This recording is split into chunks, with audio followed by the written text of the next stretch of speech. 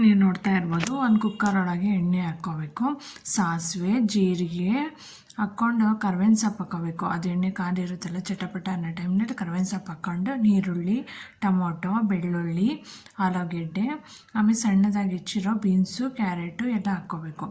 ಇದು ಹೆಂಗೆ ಅಂದರೆ ವೆಜಿಟೇಬಲ್ಸ್ ಪಲಾವ್ ಅಂದರೆ ಮಸಾಲೆ ಏನೂ ಇಲ್ಲ, ಜಸ್ಟ್ ಹಿಂಗೆ ತರಕಾರಿಗಳ್ನೆಲ್ಲ ಹಾಕ್ಕೊಂಡು ಮಾಡ್ಕೋಬೋದು. ತುಂಬ ಚೆನ್ನಾಗಿರುತ್ತೆ. ನಮಗೆ ಮಸಾಲೆ ಎಲ್ಲ ಬೇಡ, ಗ್ಯಾಸ್ಟ್ರಿಕ್ ಆಗುತ್ತೆ ಅಂದರೆ ಈ ಥರ ಸಿಂಪಲಾಗಿ ವೆಜಿಟೇಬಲ್ಸ್ ಪಲಾವ್ ಮಾಡ್ಕೋಬೋದು.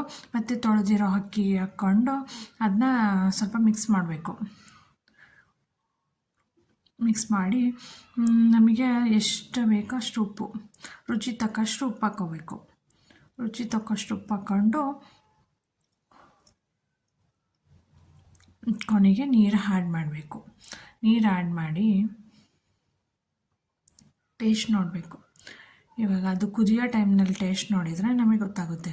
ಕುಕ್ಕರ್ ಕ್ಲೋಸ್ ಮಾಡ್ತೀವಲ್ಲ, ಅದಕ್ಕಿಂತ ಮುಂಚೆ ನೀರು ಹಾಕಿದ ಮೇಲೆ ಒಂದ್ಸರಿ ಟೇಸ್ಟ್ ನೋಡಬೇಕು.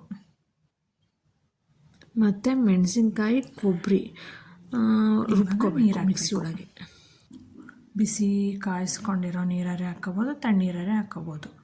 ಬೇಗ ಆಗಬೇಕು ಅಂದರೆ ಬಿಸಿನೀರೇ ಹಾಕ್ಕೋಬೋದು. ಆಮೇಲೆ ಕುಕ್ಕರ್ ಕ್ಲೋಸ್ ಮಾಡಿ ಸ್ವಲ್ಪ ಸಮಯದ ನಂತರ ಟೇಸ್ಟ್ ಮಾಡಿ.